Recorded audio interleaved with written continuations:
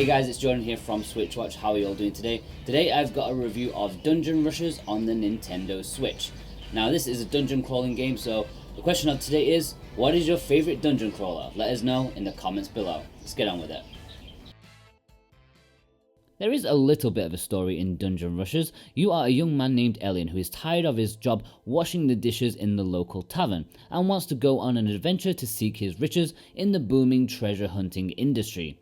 As he gradually makes his way across the continent, he will bump into a varied roster of allies ranging from an accountant dwarf to a vampire whose dungeon has been recently bought out. You may have gathered from that description alone that Dungeon Rushers' story is firmly tongue-in-cheek, and for me, that's definitely for the best. Due to the nature and budget of the game, the facetious dialogue and bizarre nature of the situations, such as the dungeons being business owned, the day jobs of the adventurers and so on, really stands out so much better than if they were going for a serious tone. Of course, lines don't always hit the mark, but I actually enjoyed the less than serious nature of it.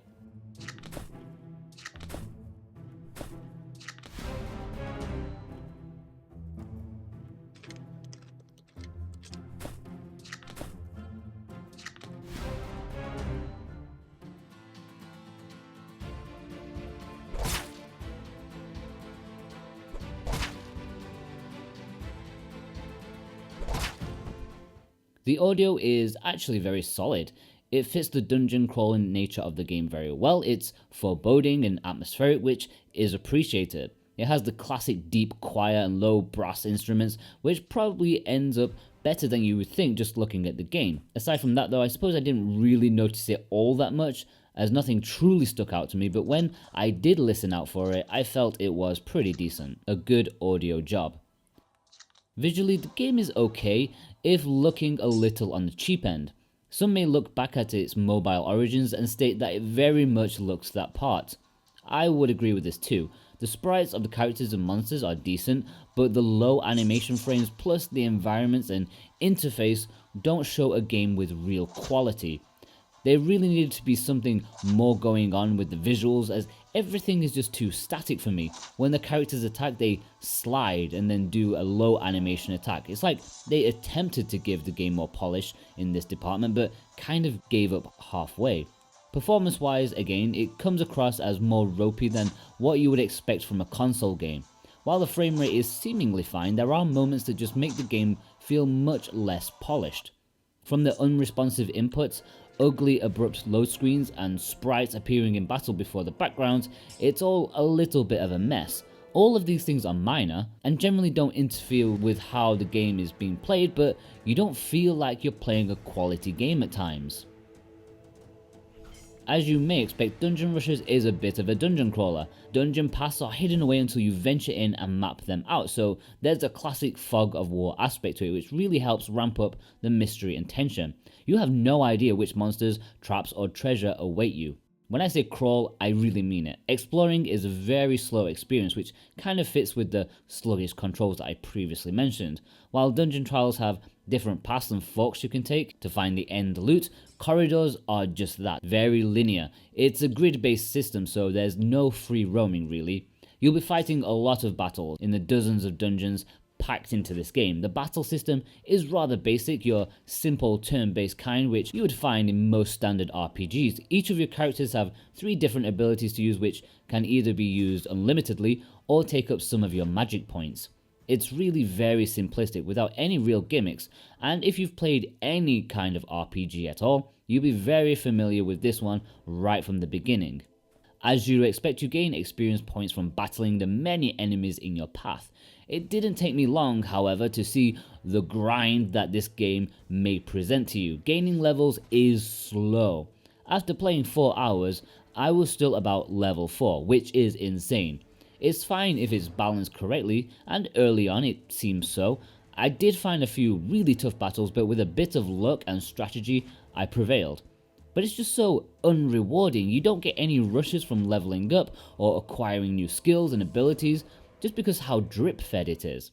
I'm not even the kind of modern gamer that needs instant gratification, but this often felt like I was playing a game through sludge. In this regard, it feels like it was a mobile game made with in-app purchases to speed up progress, even though I know that's not the case, at least not with the game that's currently available on iOS. On the other hand, Dungeon Rushes is the kind of game that makes hours feel like minutes. As you're grinding away, crawling through the dungeons, you don't really notice time passing by. I'm not entirely sure if that's a compliment or an insult to the game, but either way, if you're looking for a time-spending distraction, this is not a bad choice. If you have a boring night shift to do where you can half pay attention to a game and the job, Dungeon Rushes may well be the game for you.